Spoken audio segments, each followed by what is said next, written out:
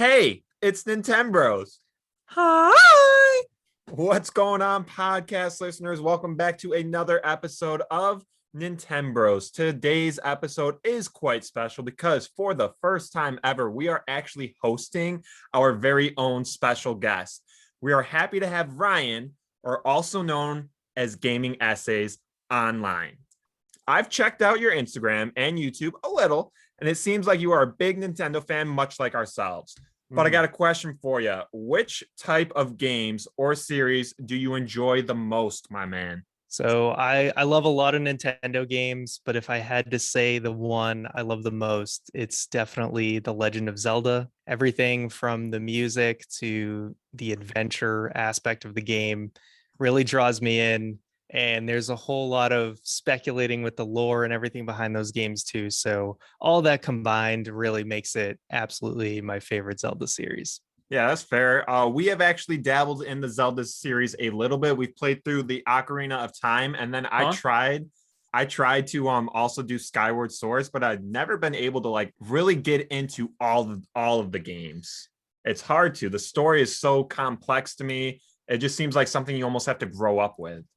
Some of them, yeah, it's a little bit like that. It's funny if you think just the story on its own is complicated. You don't even want to see what the Zelda timeline looks like, where they try to piece all the games together, because you'll just get a headache looking at it. But I think they try their best to have each new game, even if it is connected, to have something that kind of stands on its own. But I get it with something like Skyward Sword. Sometimes the motion controls and the pacing of that game can draw people away. I do like the new HD version where you can use a controller, the button controls. I think that helped a lot of people get through the game that couldn't before. Oh yeah, I started playing through that a little bit. Didn't finish it, but that's all right. Yeah, no, I get it, especially with Skyward Sword. I watched a YouTube video one time. It was like 35 minutes. I'm not a huge Zelda fan at all, but I was like, we'll just watch it, get Nintendo knowledge up. And I watched this whole 35-minute video and I paid attention the whole time. And then the video ended and I remembered nothing. Way too complicated. It was like Link's young, Link's old. If this happened, here's what would happen. That sounds like the timeline to me. Yeah, I got a little deep in the trenches one summer, and I get it. If from an outsider's perspective, it's definitely a total mess. I guess sometimes it's hard to realize that I've been like deep in the trenches for a long time, and maybe it's not as it's not as friendly to new people as I might think. Yeah. That's all right though. All right, so now that we know a little bit about you, we're gonna dive into the main part of our episode. Let's talk about some of the memories and facts you may not know about each of our favorite series.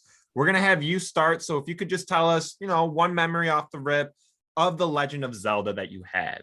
Probably the first memory I had of the Legend of Zelda series was going to my friend's house and watching him play A Link to the Past.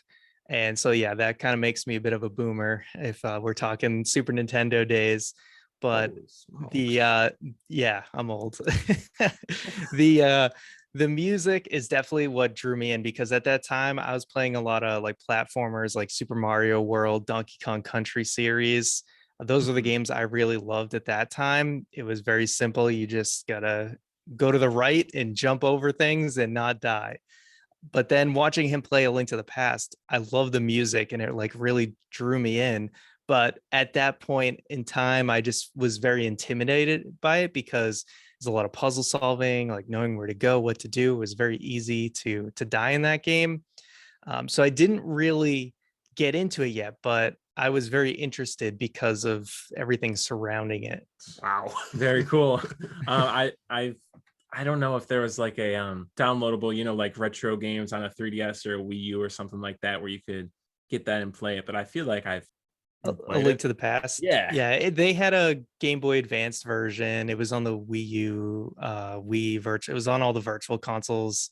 Not sure about 3DS unless you were on like the Ambassador program or something like that, maybe. Or maybe they had Super Nintendo games on 3DS. I don't know, but they've re-released it many, many times. Yeah. That's why I think I've played it, but I don't think I've beaten the Zelda game. Have you ever played the original Zelda games like on the NES? I have. I've beaten almost every single Zelda game. The only one I have not beaten are like some of the multiplayer ones, but I plan to eventually get to all of them. But yeah, the NES games, they're a challenge, and it took a. I die a lot in those, and I use a guide because they are not at all user friendly. To know to bomb a random wall and there's a hidden thing, or burn a random bush and there's a whole dungeon there. It's extremely cryptic. It was meant to be like, basically they made it really that way for either to buy like the Nintendo Power at the time, or it was also like a social thing, like you and your buddies would have to like literally write notes down and try to figure these things out. That's before my time. I'm not that old, but I've just, once I got into the series, I wanted to go back and play them all. Like, even if the early ones are a little dated, like I feel like every single one of them is at least worth playing. I feel the same way, especially like when I find a new series. It's always fun to just see where it came from. So I'll go back, try to play it on its native platform. I did that with the Paper Mario. At first, I got Paper Mario on like the Wii Virtual Console, but then I just played through the whole game again on the Nintendo 64 just because I wanted like, how it was meant to be played. So Yeah, I I totally love get doing that. And Paper Mario is a series that I'd love to go back and do that, because I've actually never played a single Paper Mario. The What? Paper I Mario. need to. Luckily, my fiance, she dug up at her house her brother's old copy of Thousand Year Door, which I know is pretty pricey to That's come a gem. across. So I was Yeah. like, all right, sweet, at least I don't have to go too far to dig that one up and play it sometime. But yeah, it's one of my video game sins that I need to atone for someday. Thousand Year Door is one of the only ones I haven't beaten. Yeah. All right, moving right along. So we're going to start with my first memory. And my first memory is of my series, Pokemon. I love that series very much. When it comes to my first memory, I just remember watching my older brother playing Pokemon Yellow, and I was really jealous about it because it was so cool. I was so just like in awe of the fact that Pikachu was following behind you. I pestered him to let me play it all the time. And eventually, like maybe a couple months later or a year later, he finally got bored of the game and I was able to start my own file and I played it all the time. I remember we had we still do, but we had a pool out in the back and my older brother would just go swimming and I would be like, yo, I'm gonna sit this one out. I got to play Pokemon Yellow. And I would keep my feet wet and just keep playing my Pokemon Yellow. It's a great time when Pokemon took over my life. That's awesome. Yeah. Yeah. That time, the late 90s with Pokemon was an incredible time. And I loved Yellow as well, just because, watching the anime and then that game like lined up right with the anime. So it's just like feeling like, oh, there's Jesse and James and Pikachu follows you. Plus you get all three starters, which is just amazing. Yeah. I'm pretty sure that's how Ash had it too. So that's Yeah, pretty exactly. He came across all three of them. But then what is his Charizard? Did he let his Charizard go or something? I don't remember what happened, but I feel like he ends up losing all of them eventually. But at I least you just get know to keep him in Charizard the doesn't game. listen to him. Yeah, oh, yeah, that's true. I don't want to put a bad spin on this, but like I was talking to my coworker yesterday who's like totally into Pokemon, played all the generations, everything like that. And he was going off about a lot of stuff, right? And he was ranking the generations from best to worst, and he actually had one at the last slot.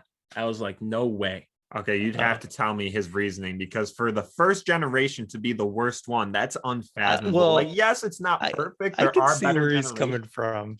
If you're talking about like, so nostalgia wise, I get Generation One is incredible, and like that's what I grew up with. That's what I started with. But if you were to just like rate the games as they stand today and how they hold up, they're definitely weaker. They've added so much quality of life to these games, and there's a lot of broken stuff. Like psychic Pokemon are so broken in Generation One. Like Alakazam just wrecks everything because of the way that the stats work.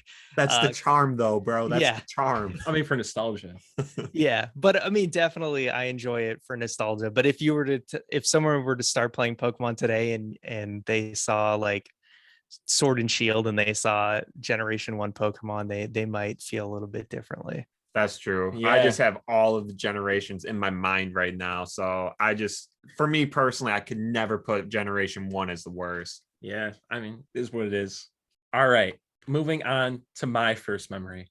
My first memory was literally my first memory alive. Oh, So I spawned in, right? I like to say I spawned in. And where did I spawn in? Well, I was sitting up against a couch where Jake was laying, watching me as I tried to beat the little story mode of Smash Bros. Nintendo 64 as Yoshi. So Yoshi has been there from the start, right? Dude, Crazy. Yoshi was there when you spawned. Yeah. I'm pretty sure I remember that I always used to complain about Master Hand. It was probably honestly scared of him at like 3 years old. But I know for a fact that I did complete the little story mode, which I've always loved. I don't know why, but all the games I love doing that like a ton of times on end. I don't get bored of it. Yeah, it was basically the classic mode, I think. Yeah, the classic mode. I just call that the story mode. Yeah, there's 10 stages, 10 little enemies you had to beat with 2 bonus stages like mixed in there. It was good times. Smash Bros. 1, good times. Yeah.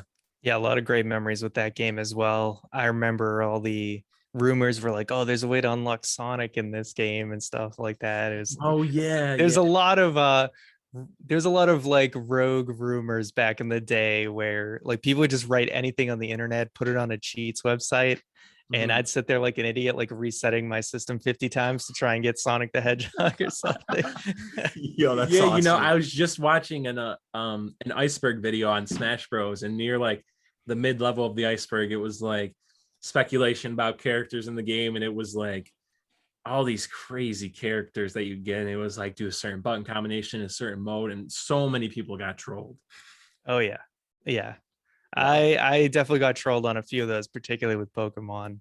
I love that. All right. How about you give us your second memory? What else you got?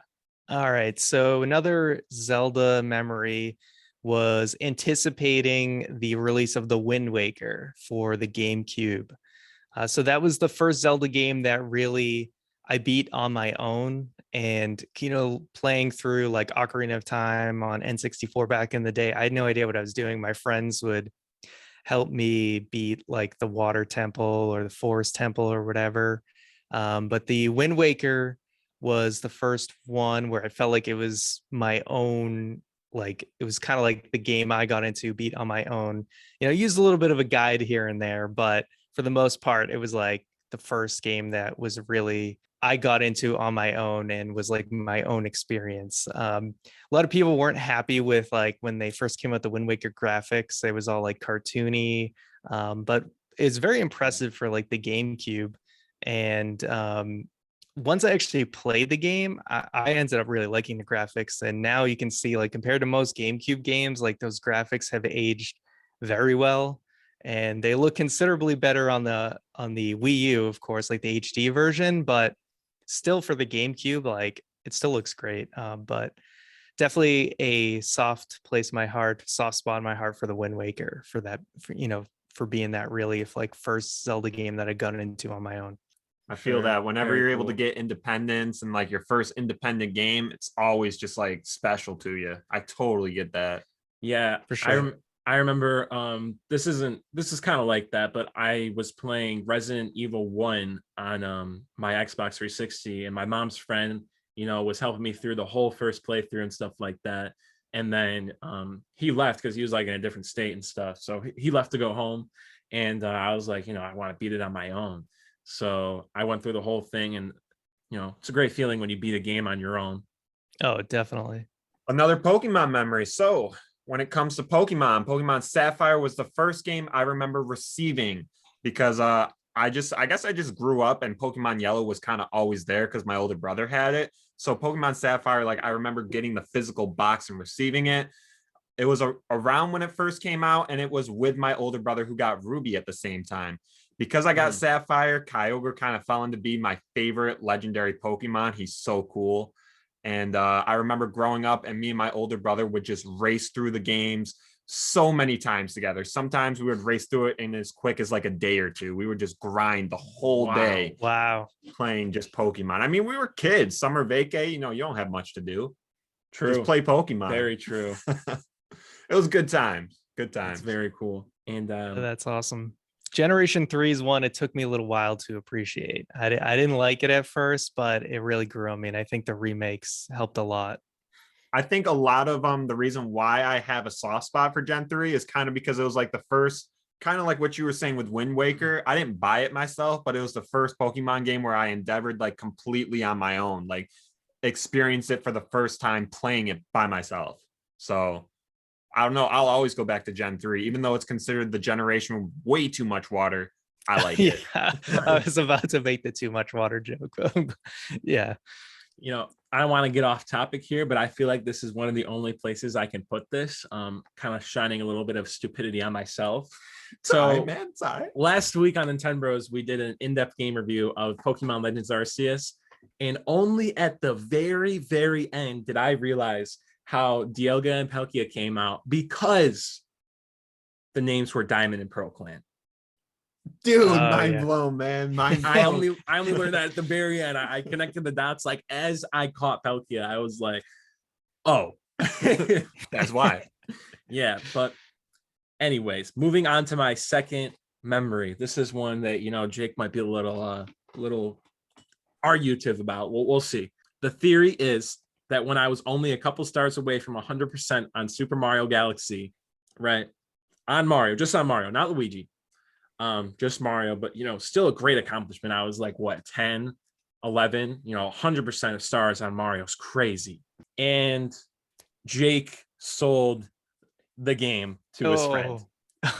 This is all allegedly, okay? We cannot confirm nor deny. We have another brother who was going rampant selling games at this time. Yeah, he was. So it's very quote unquote allegedly. But I remember it as that.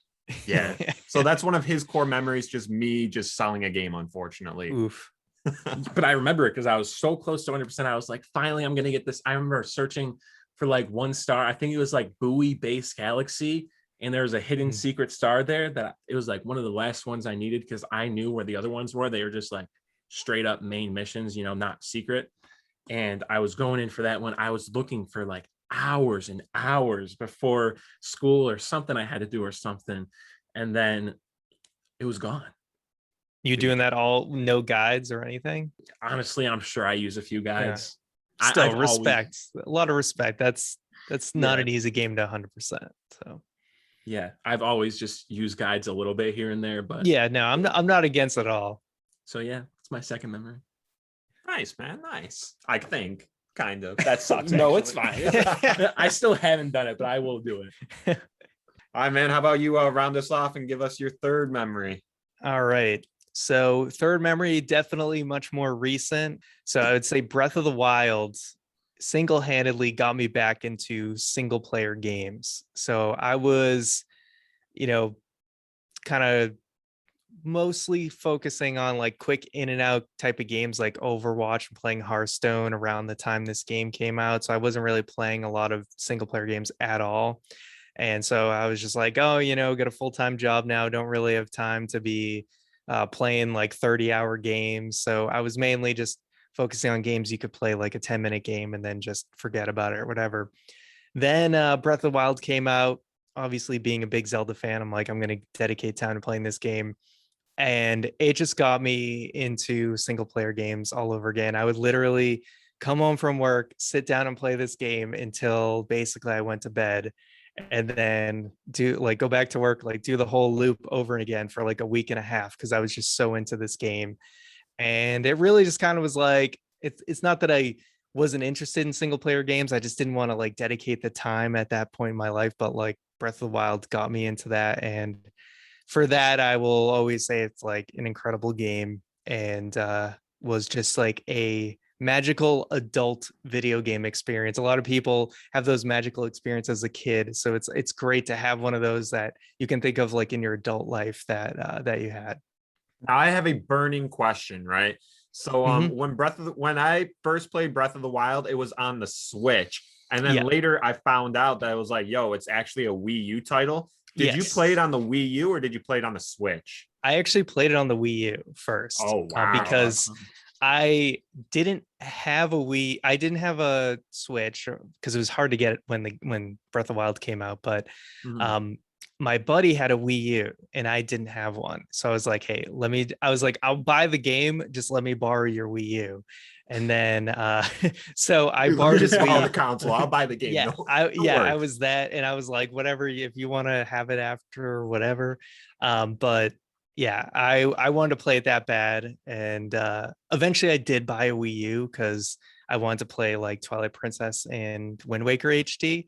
But at the time, yeah, I just borrowed one to play it, and now I know people like forget it's a Wii U game now because everyone just associates with the Switch, but yeah, it's they came out simultaneously. I think they owed that to anyone who spent money on the Wii U that they at least give them Breath of the Wild. But yeah, I think most people just think of it as a Switch game now. My whole experience with Breath of the Wild, it's a very good game, everything like that. I would never knock it, but like I went in there and I did a few missions and a few like dungeon things, and I got to like one of the first big bosses I think you have to beat. I don't know what they're called, but I got to like this humongous flying dragon, and I looked at that guy one time and I shut the console off. Uh, yeah, I think there's just one of the is like flying on a mountain, I assume. Yeah, Something. yeah. Yeah. So that's the only dragon like that. It's like a corrupted dragon. Normally those dragons are actually friendly, but there's one that's corrupted and you have to like shoot all the like eyeballs off of it. But yeah, that's a pretty cool thing considering there's not a lot of boss fight variety in that game. That's definitely one of the more interesting ones. I like that. My last memory when it comes to Pokemon. So make sure to have your tissues ready because I remember Please don't say crying it. every single time when I watched the first ever Pokemon movie, especially at the part. Now, a lot of people, they're really sad at the part when Pikachu's trying to revive Ash. Yes, that's really sad. That's super sad. But I think that part gets overplayed because the part that actually chokes me up a little more is when Pikachu is being chased by the evil Pokeballs and he's like fending him off with his Thunderbolt and his Pikachu gets like higher pitched and higher pitch. And you can just totally tell the stress he's having and how he's not having a straight up good time. And that's so sad to me. Dude, it keeps getting higher pitched when he's also trying to revive Ash. Yeah, but it's like that's overplayed a little bit. Trust me, I still cry. But like the part that gets me the most when he's going up that those stairs and those Pokeballs are chasing him. I can't, man. I will say real quick that I may have watched this movie when I was younger, but I just didn't remember it. And we watched it like I don't know how long ago was it, maybe a few years or something. But I was like, you wanted me to watch it with you, and I was like, dude, no way I'm gonna cry. It's just Pokemon. It's just Pokemon. No way. And we got to the part, and I was like, no way, tears are coming out right now. Dude starts bawling. Yeah, it's tough. I don't blame you. I'm probably the same way. Although Netflix did like a 3D version of it. I don't know if you guys saw that. They did like it's the same movie, but it's like 3D animated. It does not hit the same. I'll tell you that. 3D. I know they did like an updated one kind of. I think that's what it is. It's like 3D animation, but it's like the same. It's like a shot for shot remake, but in 3D. But the original definitely is still better. Well, if it's not recommended, then I won't watch it. I mean, you've already seen it. It's literally the same movie. I don't want to cry again. All right, so moving on to my last Mario memory, right? I remember very clearly when Jake would get driven to his hockey tournaments and whatnot, hockey games and all that. Wherever we were going, however far away it was, I was always playing some sort of Mario game. I remember very much like a super long car ride playing Super Mario World. Now the funny thing is, I barely remember any of Super Mario World, so I'm pretty sure I was stuck on like the same couple stages forever, and I would just play it. I would just go for it every single time. Oh yeah, this is great, having the fun time. Yeah, and Stage then 2. I also remember Super Mario Bros. DS. I would play that a ton. That was a great one for the car. I would just always play Mario games in the car.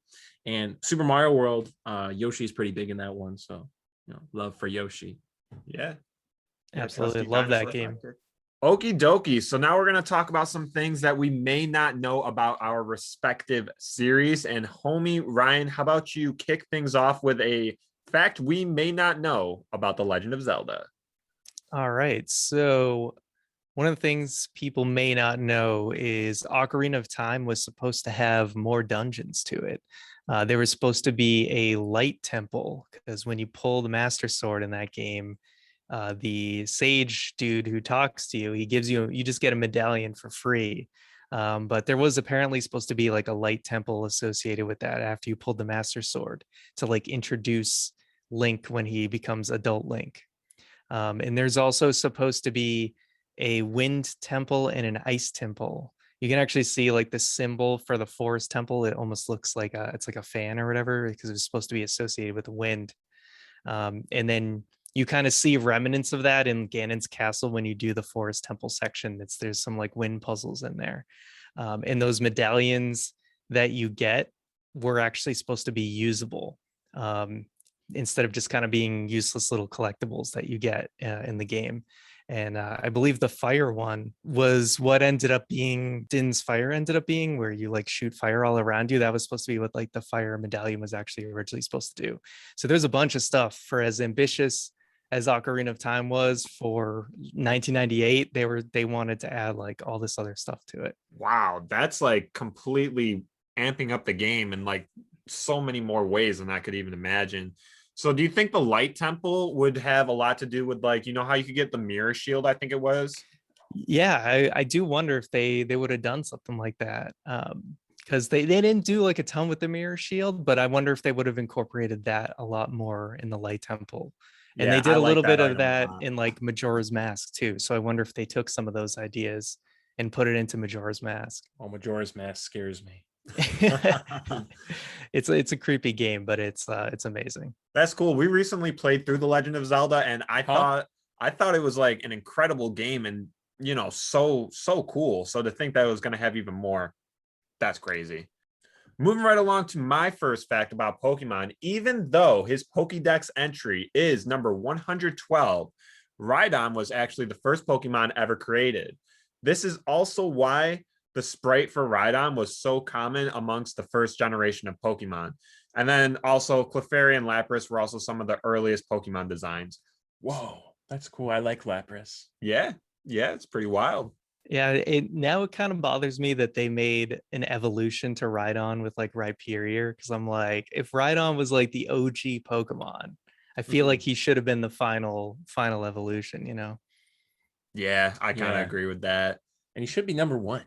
The disrespect. Yeah. He should, yeah. Why did he get number 112? Yeah. What is the reasoning? I mean, behind okay, that? maybe like 5 or 10, right? But for him Yeah. to go to 112?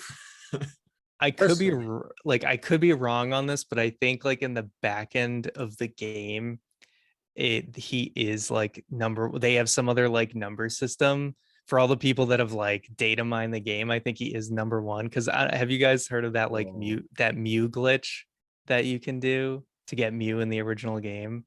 I actually saw I that. think Yeah. so. Yeah. There's some like weird thing you do with like teleport and like the Nugget Bridge or something. But that's all about like manipulating the code to like get Mew to show up, and it's all about messing with like the numbers that are in like the back end of the game. Yeah, it's really weird. I could be wrong on like the number system, but I think Rhydon is number one when it goes by like the numbers, and that just might have been the order that they like imported the Pokemon into the game or whatever. Teaching me crazy. stuff about Pokemon I don't know. I could be totally wrong though. Don't hate me if I'm wrong. I like how you have to say that. All right. So these are also news to me. But my first one is that Mario was actually the villain in one game in the series. All right. So Mario is the villain in Donkey Kong Jr., which is released in 1982. And the game swaps roles from the previous entry in 1981, where Donkey Kong Jr. is now trying to save his dad back from Mario. Mario's the antagonist. That's crazy. Dude, I I don't feel think like- I've ever seen that game. I don't even know what game that is. Me neither. What? I looked it up and it was like on, I don't want to say for sure, like a Famicom or something. Might have been. Yeah, it was probably that in like arcade or something. I remember like the Arcade, Wii yeah. Virtual Console had something like Donkey Kong Jr. Math, but I don't know if they had the original Donkey Kong Jr. But I feel like Nintendo wants to like erase this game from history. They're like, we can't have Mario ever as a villain, That's why Wario exists. Crazy. Yeah. Yeah, that might be why I know absolutely nothing Yeah. about that. It's crazy. Like Mario as an antagonist. That ain't right. All right, let's list off our second one. Okay, so going into kind of more cut content, the Wind Waker now. Originally, they planned to have more to the underwater because in Wind Waker, you spend most of your time above the water, sailing on your little boat and going to different islands, and then Hyrule is actually sunken below the ocean, and they were planning on actually doing a lot more like going underneath and doing like a dungeon underwater. Like there would be some place you could go in and do a whole dungeon underwater. There'd be kind of a dual world play, kind of like Ocarina, where you have child's world and adult world. Zelda loves to kind of do that whole like dual world mechanic. But they ended up scrapping it because they rushed to finish the game. But there's some cool concept art in some of the Zelda art books of like how you would resurface back to the top of the ocean. There'd be like fish hooks, and you would pull on a fish hook and a fisherman would actually like pull you back up to the surface.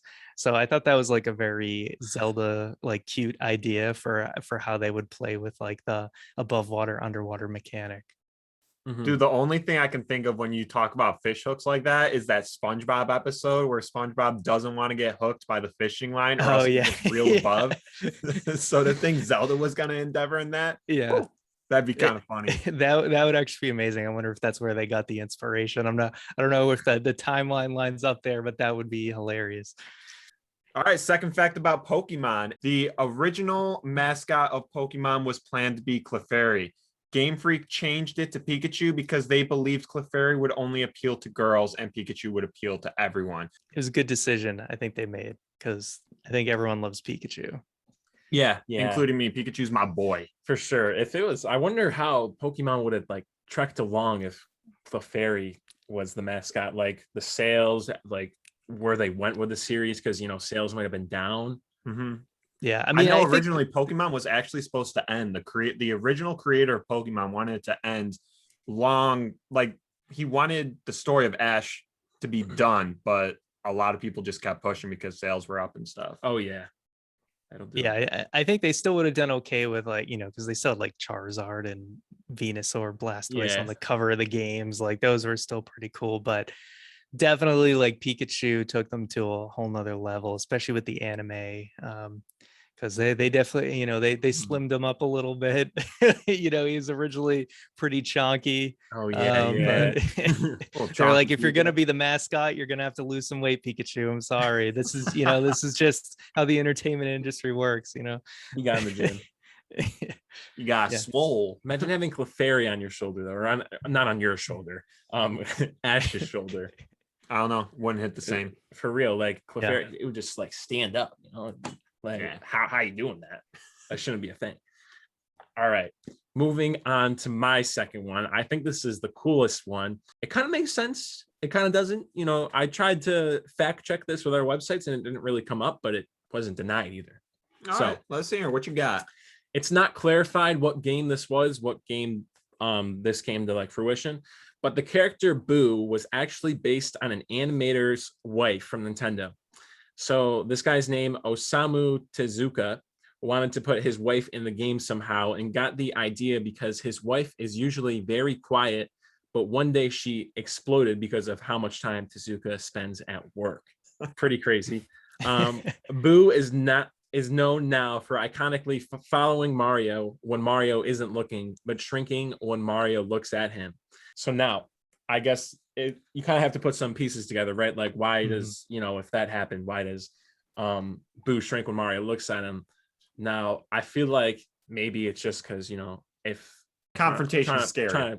Yeah, I mean, his wife got mad and really angry when so if you're putting that in the game, Mario looks away. Mario's not there, right? Mario's not spending time. Yeah. Boo gets angry.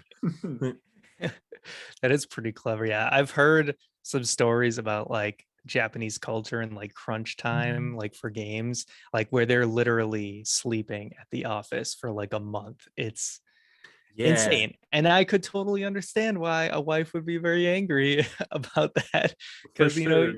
that's you got kids and everything, taking care of the house, and your husband just isn't home for a month. Because he's working on the next big game. That's yeah. why. Yeah, I also well, we building on- appreciate it. We enjoy the games. I do sympathize. yeah.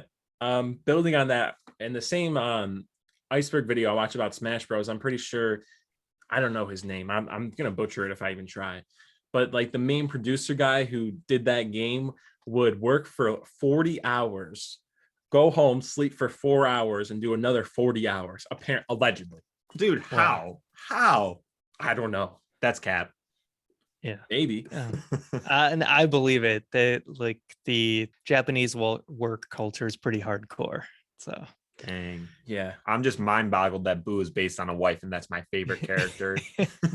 I mean, potentially it's not I like love confirmed. Boo, man. Like I tried to look it up, maybe someone confirmed it like a higher up than just some random website. Right. It's not denied. So hey. There you go. All right, let's round things off with our last bit of knowledge. What you got, Ryan?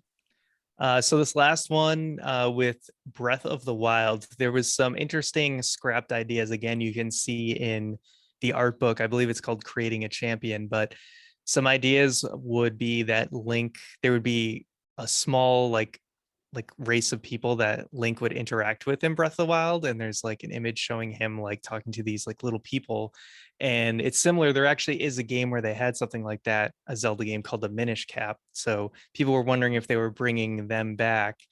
But then also there was ideas to have Link almost have like a Mega Man type of arm, where like he would shoot like a hook shot out of his arm or turn into a hammer, which just seems like really crazy when you see what Breath of the Wild ended up being. But it is a little interesting because now with the sequel to Breath of the Wild coming out, if you've seen some of the trailers, Link kind of has his arm like possessed now. He's got this like green arm. So we're curious to see if they're reusing some of those scrapped ideas and they're actually going to do something at least similar to it in the sequel. So I'm really excited to see what they end up doing with that. Yo, when's the Breath of the Wild 2 supposed to come out? So it's supposed to be now spring 2023. It was supposed to be this year, but they ended up delaying it. And now it's going to be spring. Yeah, Zelda news. It's very dry for a while. Like we waited like a year for more news, and we got 3 seconds of new footage and a delay announcement. So yeah, that's but rough. You know what? That as long as the game's good, I don't care. Like, so I'm super excited for the spring. Yeah, that should be a fun time. I definitely know what you're talking about with I watched that trailer where he was like had that weird arm up in like a really high tree or something and all that other stuff. So yeah, Sky Islands and all this craziness. So I'm very curious. They've shown us very little. We still don't even have a title for the game. They just keep calling it the sequel to Breath of the Wild. So very interested to see. Hopefully we get some more news soon. They kind of took advantage of the fact that E3 didn't happen and just didn't say anything else. Like we didn't get anything. So, they love to be secretive. Yeah, they do. Okie dokie. So moving on. So this one is a rumor, but it's a thought-provoking one. Gengar might be the shadow of Clefable. And why is this? Well, their Pokédex entries when sorted by number are actually very close. Gengar is considered to be the shadow Pokemon, and Clefable and Gengar's outline are very similar. To top it all off, Clefable is a normal type Pokemon, and Gengar is a ghost type. So any attacks of their respective nature will not hit each other. So that's just weird. Yeah, I think. And if you've ever tried to fight your shadow, you can't hit it. So yeah. That's crazy. A really cool one. Yeah, they have like very similar. They're like the same body type. It's just like Gengar's got that ghosty look to him. So yeah, it is a cool little thing that like maybe they'll never tell us, but people will always speculate.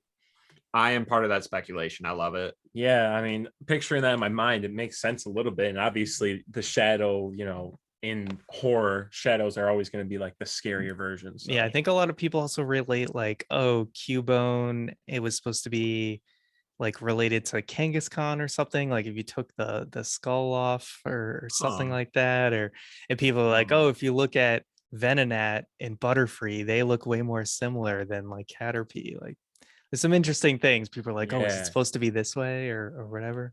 Oh yeah, I've never that's a thought of rumor. Venonat and Venom. Yeah, that's crazy. Yeah, they got like the same eyes and everything. You know? yeah. Mhm. Wow. That's weird. All right. So moving on to my last piece of info you may not know. This was confirmed in like a Nintendo wiki and stuff, one that people use a lot. So I'm pretty sure this is true. The first Grand Star boss in Super Mario Galaxy, that boss being Mega Leg. Now, nothing may seem crazy about it at all, but this was actually supposed to originally be used in the final fight against Ganon in Ocarina of Time. However, I saw a few different reasons for why it may have been scrapped. Like players would be unable to see Ganon in that form because he's so big. And also the Nintendo 64 may not be able to handle that big of a boss. But pretty interesting how it came back in like years later in a Wii game of a different, respective franchise. Wow, that is crazy. I never knew that. Yeah, I'm pretty sure it's true. It was confirmed across multiple websites. I can kind of see the similarities though. Like I beat Ocarina of Time a couple months ago, and Ganon's final form, like the dual swords or whatever, like the legs. I mean, it can kind of match up, like how they look a little bit. Mm-hmm.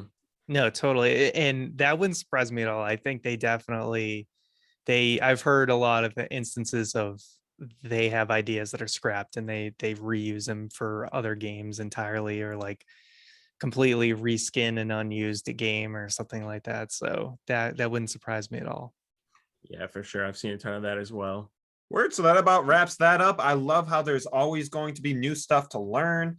Now it's time to move on to our next section of what's new and what we've been playing. Oakley dokley, now that we are over here in the what's new and what we've been playing section, tell me, homie Ryan, what's new in the past couple weeks in regards to anything gaming for you?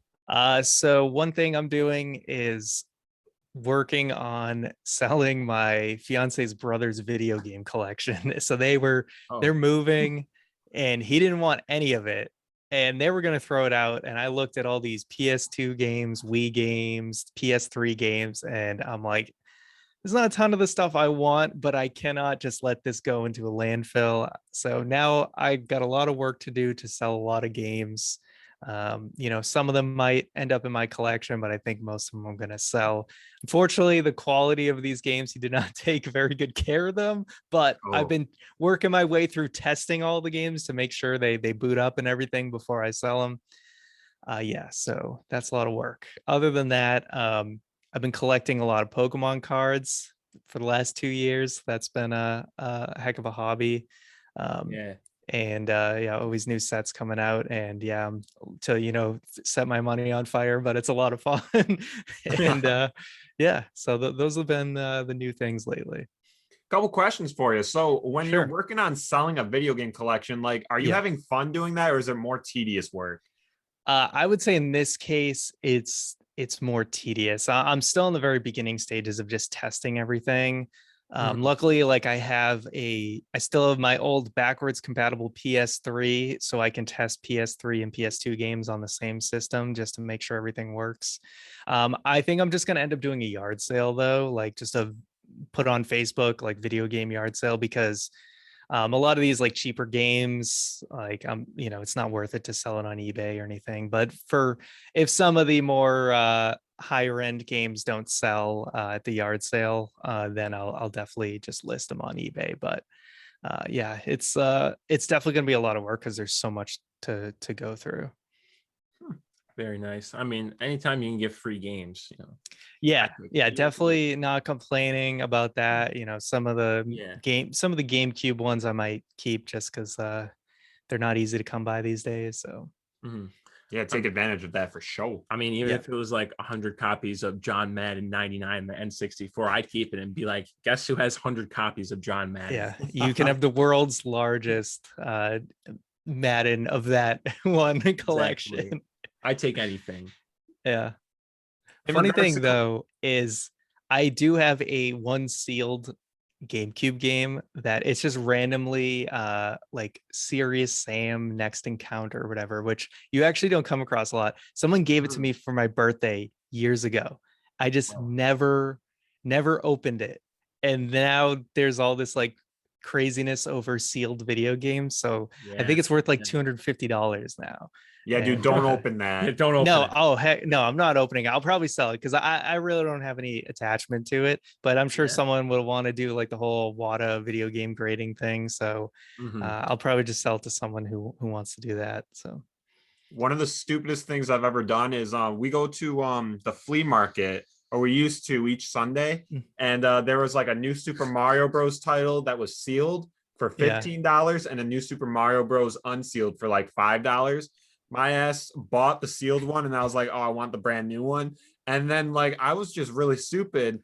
And I wanted to play the game too. So I opened it up and like totally negated the whole fact of why would I buy sealed when I was just gonna like play it immediately anyways. So yeah. that was It kind of a dumb moment. it hurts. I remember, yeah, my buddy told me about a year ago he used to have 2 sealed copies of Perfect Dark for N64 and got rid of them and like just has no idea what happened to them. And I'm just like, dude, that hurts.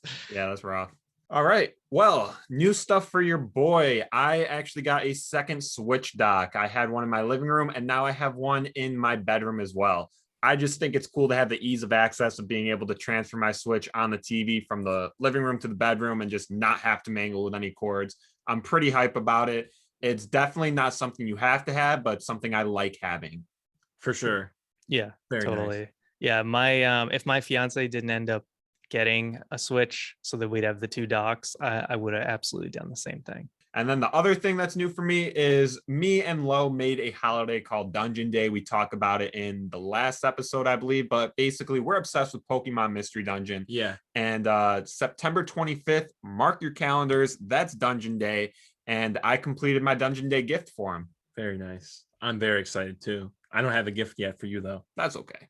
Well, how about what's new with you, man? Absolutely nothing. Okay, fair enough. Fair Need to enough. save that money. I started a PC fund, so money's just going in there every week and not spending on stupid stuff. All right. All right. It's good. That's I totally respect that. That's the way to do it. I can't help myself, but respect. Yeah. So that wraps up what's new. Let's talk about what we've been playing a little bit. I'll have you start, Rye. So I just completed my replay of A Link to the Past for my channel because I've been slowly working my way through every single Zelda game, every main series one at least, and doing a full-fledged like review video for all of them. So Very just cool. finished A Link to the Past. So excited. Worst part about that is I suck at writing scripts, but that's the part I'm on now for the video. And then I played a tiny bit of the game Tunic, which is a Zelda-like type of game where you play as like a little fox dude and you have a little sword. It's on like Steam and PS4 and I think but just only played a teeny bit of it. It's pretty brutally hard and more than I expected for this cute little looking game. But definitely gonna hard. yeah, definitely plan on playing more though. Your boy's been endeavoring in Paper Mario, the Origami King. That's going to be our next in-depth game review. Pretty excited about that. And then also Fall Guys, because I'm kind of obsessed with it. I actually did get a crown yesterday, though, and that's like never Nice. happened. You've been talking about that. You've been very excited. I'm so excited about that, man. Like, when do you actually get a crown in Fall Guys? Yeah, I I played it when it first came out and never. I got close. On some of those hexagon game, or yeah, is that one of the last ones? Hexagon, yeah, great one. And then the mountain one too. I got super close, but never got it. I have never won solo either, only with friends. That always carry me. Nice. All right, moving on. What have I been playing? Well, my list is kind of good, but it's not like thorough of every game, you know. So I played Fall Guys, I think a little bit with you, like one night or a couple times actually. And like I just said, no crowns. Playing Overwatch, love Overwatch. Played it a little bit last night for the first time in a while and did fairly well. You know, it's hard to go into you know, I don't know how much you know about Overwatch, but it's hard to not play for a few weeks and then try and pick up Hanzo on your first game back. Very difficult, but I did all right. Been playing Multiverses with my friends, and I just played a ton of that on my own today, meaning Jake the dog. Super fun. Just got a great clip. Very fun game. I have down my notes that I hopefully started White 2 Pokemon. I haven't yet, but I do plan on doing that either tonight or tomorrow. And the last thing I've been playing is Minecraft build battles with my friend. Also Bed Wars, well, Treasure Wars, but mainly build battles, and those are really cool. So Kind of jealous. I kind of want to do one. Build I battles know. sound awesome. I love building in Minecraft. They're cool. And just for the record, I have absolutely no idea what Jake is talking about with some Origami King. Don't know what that is. Great, great. Nice. Well, it's cool you're starting. Have you beaten White 2 or Black 2 before? No, I think I Yeah. beat I don't know which one it was a while ago. I beat White or Black a while ago, but Nice. Yeah, actually I played Black 2 about a month and a half ago, and that was the last like main series Pokemon game I had not beaten. So that was like finally nice to like check that off my list. And for sure. I really liked it a lot. I liked it a lot more than the original Black and White, because it's not just Gen 5 Pokemon, you have other Pokemon mixed in, which just makes it a lot more interesting. For sure. I'm excited to start that. Yeah. Getting a Drillbur, the one that evolves into Excadrill, because he carried me hard in that game. So I definitely recommend getting him. Thank you. No problem. Awesome. So before we wrap up this week's episode, I just want to give a big, massive shout out to Ryan, who's also known as Gaming Essays Online. You helped make this episode possible, and you will always be our first ever special guest. So thank you very much. I appreciate you guys having me on. Yeah, for sure. Do you want to shout out any of your socials at all? Sure. So yeah, definitely shout out my YouTube channel. So it's youtube.com/GameEssays, essay like writing an essay. You can also just go to GameEssays.com. That just links right to the YouTube page if that's easier. And it's also at GameEssays on Instagram, even though I don't really post on it anymore, but it's a good way to reach me at least. Awesome. Nice. All right. How about you take us home, Lo? Usually at the end of episodes, we do our closing coins, and we have one today, which is kind of big news because it's more episodes for anyone listening. Two new episodes per month. We'll still maintain our regular schedule. So starting the premiere of 2 more half episodes airing on the 15th and 30th of each month, starting next month. These episodes will be quick ones, most likely short reviews of indie games we find ourselves playing, and more top 5 lists like Mario Kart tracks, Mario Party mini games, Kirby copy abilities, all the stuff like that. The list goes on and on and on. Yep, just throwing in a little more extra content just to give you guys more stuff to listen to because we love doing this. All right. We hope you guys did enjoy episode number 75, I think it is. Yeah, we made it to 75, 3/4 to a hundo. Yeah, that's a very nice episode to have a special guest on, I feel like. Once again, Ryan or Game Essays, thank you so much for being here and talking to us. Very cool stuff.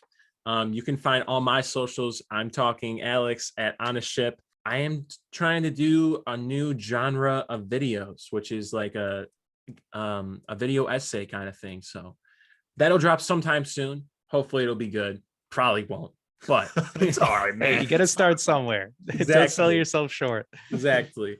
So you can check that out over there and On a Ship on all socials. Nintenbros93 on Instagram, Nintenbros6 on Twitter, and you're on a boat everywhere. Right? Yeah, go check out your boy at On a Boat 97. I'm on the TikTok, maybe not really on the IG. You know, we out here trying to do socials sometimes. Sometimes it works, sometimes it doesn't. Yeah, for sure. So guys, number 75 of Nintenbros, we hope you enjoyed. Message us directly on Instagram, special guest. Those words, special guest, for a shout out on the next podcast. I think that's all we have. Thank you, Ryan. Thank you, Jake. Thanks for all being here, and we'll see you all next time. Bye.